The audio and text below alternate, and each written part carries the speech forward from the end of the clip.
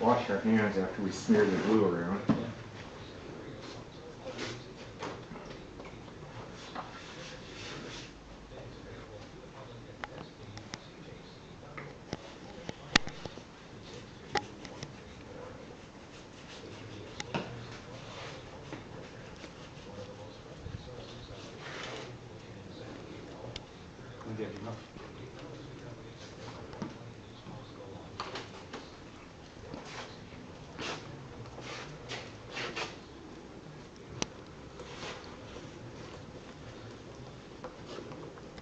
You took too much glue? You think?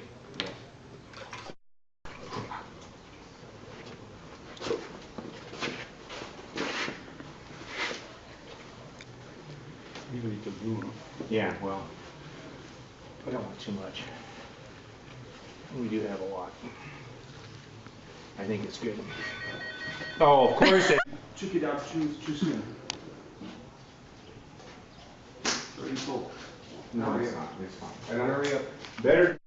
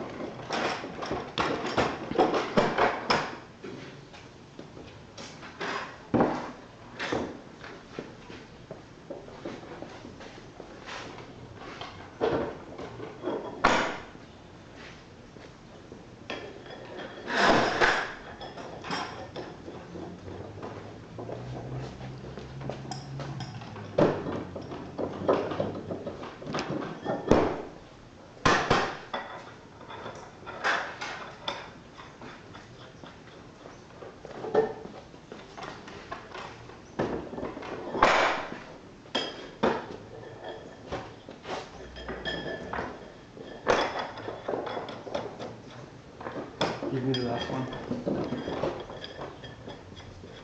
Yeah, just a minute.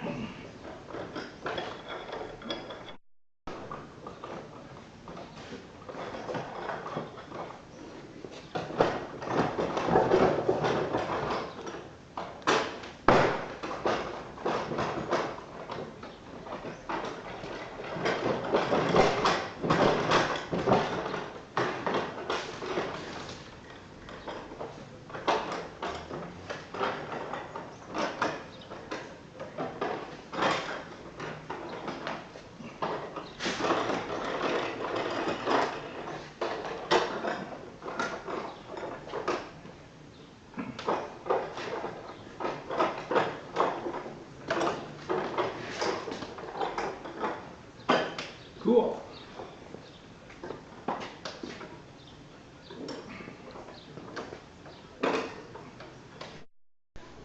Ta-da! Rehydration, l'école animale. Ok, 2011. Ta-da! Ensemble. Team La liaison entre les Américains Morons. American. et l'égoïste, And what? égoïste. Americans, yeah. Another synonym.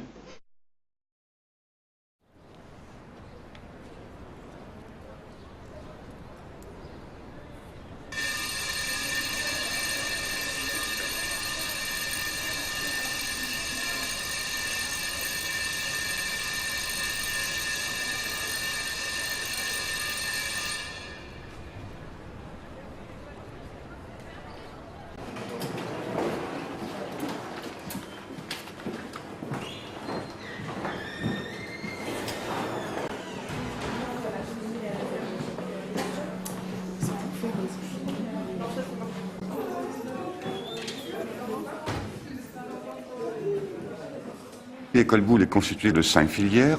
La filière métier d'art de l'école Boulle a surtout été créée, disons, pour rayonner autour du meuble. Donc là, nous trouvons tous les intervenants pour fabriquer ces mobiliers.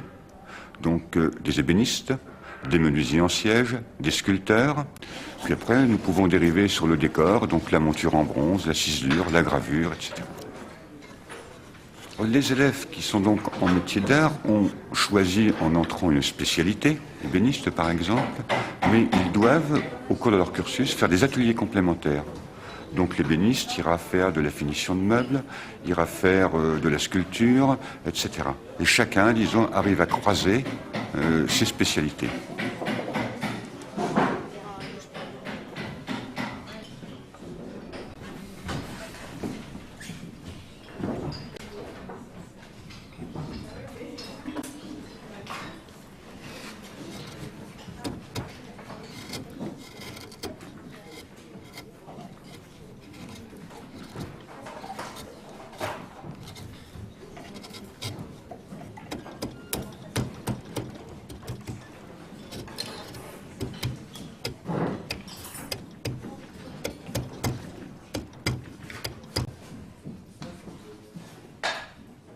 L'école Boulle a été créée en 1886, un moment difficile, un moment d'une crise de l'apprentissage.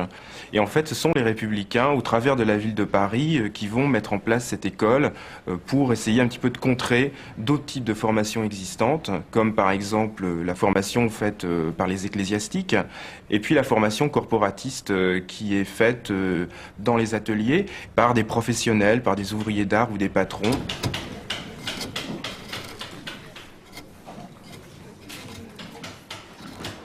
L'école Boulle va proposer un enseignement général, c'est-à-dire un enseignement de matières telles que le français, l'histoire, les mathématiques, etc.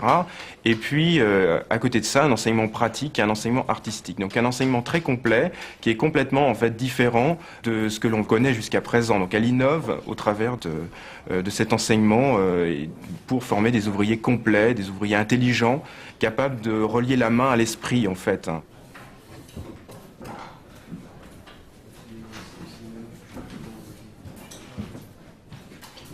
On voit la définition d'un nouvel homme.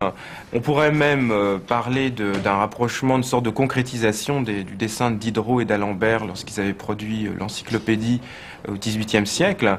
C'était une sorte d'artisan omniscient, maître complètement de son métier dans toute la dimension du terme, pas seulement pour fabriquer les choses, mais aussi pour aller plus loin, pour être capable de créer, pour être capable d'organiser, pour être capable d'être concurrentiel.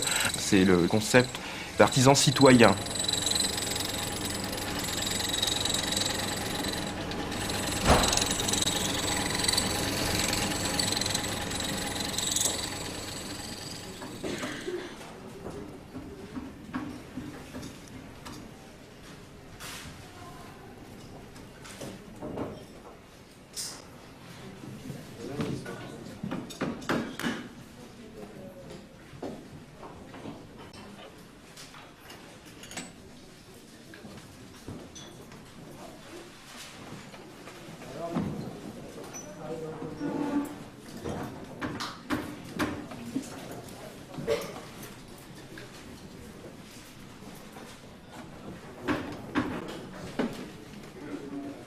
L'école Boulle se doit de former les concepteurs de demain.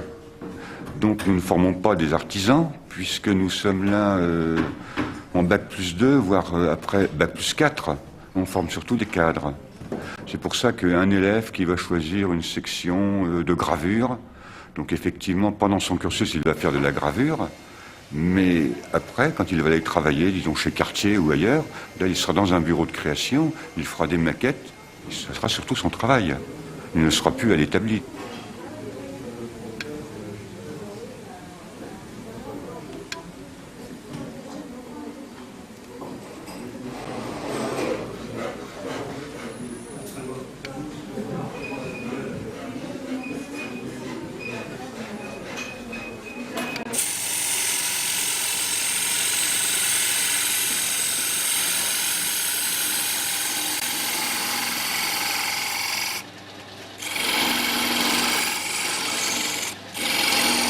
Il me paraît très très important qu'un créateur sache comment réaliser un objet, parce qu'il y a des tas de subtilités, des tas de choses qui ne peuvent pas se mettre en œuvre techniquement s'il n'y a pas une connaissance de base.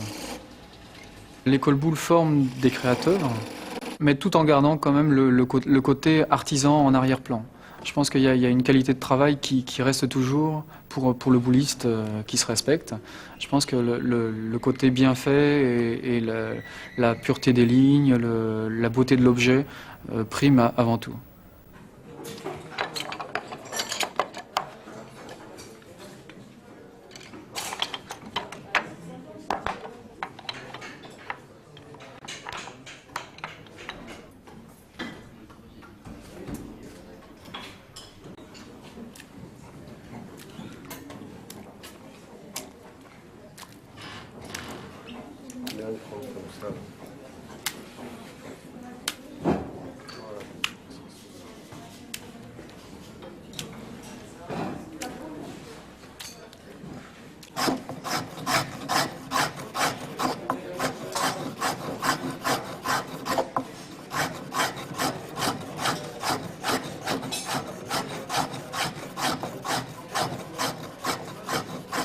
la main transforme l'idée.